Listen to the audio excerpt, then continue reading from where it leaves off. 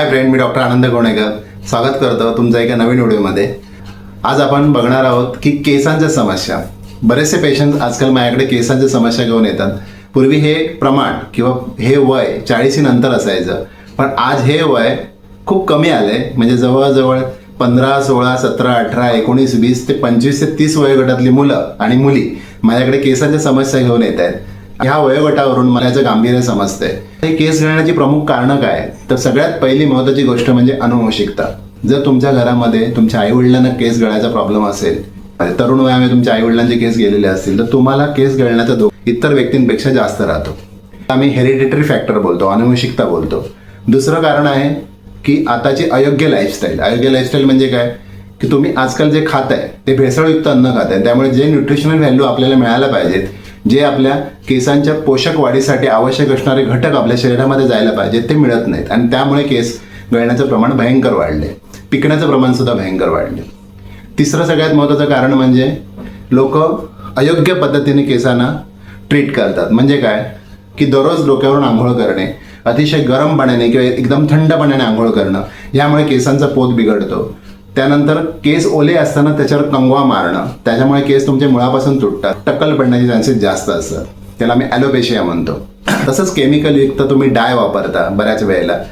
आता मी ब्रँडची नावं घेत नाही, पण बरेचसे जे डायज असतात त्याच्यामध्ये बरेचसे केमिकल असतात, घातक केमिकल्स असतात, जे तुमच्या केसांवर दुष्परिणाम करतात। बरीच आजकालची तरुण मुलं केसांना कलर करतात आणि किंवा क्रीम्स लावतात वेगवेगळ्या प्रकारच्या, त्यामुळे तुमचे केस गळू शकतात किंवा लवकर अकाली पिकू शकतात। बऱ्याच स्त्रियांमध्ये मी बघितलंय की डिलिव्हरी झाल्यानंतर बऱ्याच वेळेला केस गळण्याचं प्रमाण वाढतं। हार्मोनचा इम्बॅलन्स असल्यामुळे परिणाम तुमच्या केसांवर होऊ शकतो।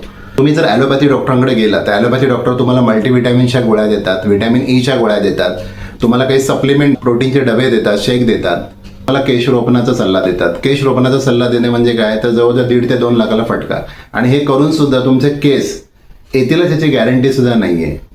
ते इम्प्लांट करण्याचा प्रयत्न करतात।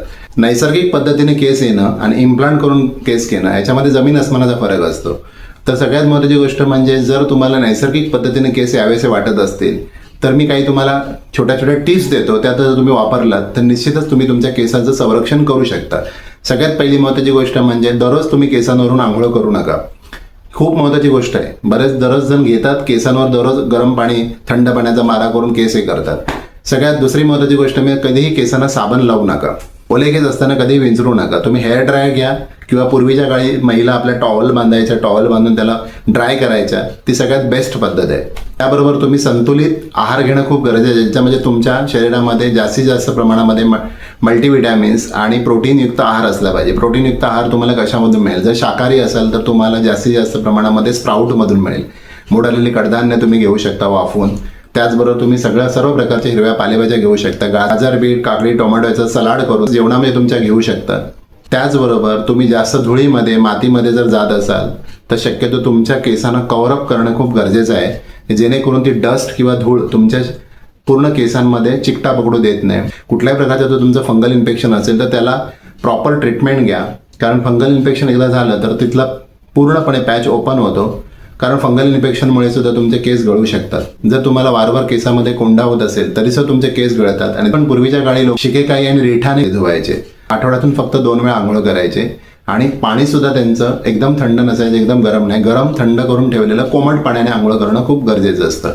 आपण काही होमिओपॅथिक मेडिसिन बघू जी तुम्हाला नॅचरल पद्धतीने तुमच्या केसांची वाढ होण्यासाठी मदत करतील। त्याचबरोबर तुमचे जर केस पिकत असतील तर ते केस पिकण्याची प्रोसेस सुद्धा थांबवण्यासाठी मदत करतील। तर अशी 2 होमिओपॅथिक मेडिसिनची नावं तुम्हाला मी आज सांगतोय। पहिलं आहे जाब्रोंडी मदर टिंक्चर आणि दुसरं आहे महाभृंगराज मदर टिंक्चर। जाब्रोंडी मदर टिंक्चर आणि महाभृंगराज मदर टिंक्चर इक्वल फॉर्ममध्ये जर तुम्ही घेतलात, म्हणजे समजा 30 ml jaborandi mother tincture, 30 ml Mahabhringraj mother tincture, आणि त्यामध्ये तुम्ही जर चांगल्या प्रतीचं आल्मंड ऑइल मिक्स केलात तेवढ्याच प्रमाणामध्ये 30 ml मध्ये, आणि ते शेक करून ठेवलात तर तुमचं एक 90 ते 100 ml पर्यंत तुमचं औषध बनतं। आणि हे दररोज तुम्ही तुमच्या स्काल्पला हळूवार पद्धतीने खालून वर मसाज करू शकता, आणि ओव्हरनाईट ठेवून दुसऱ्या दिवशी अर्निकाचा शॅम्पू येतो, त्या अर्निका शॅम्पूने तुम्ही वॉश करू शकता। हे जर तुम्ही केलात तर तुमच्या केसांचं संरक्षणाला निश्चितच मदत होईल।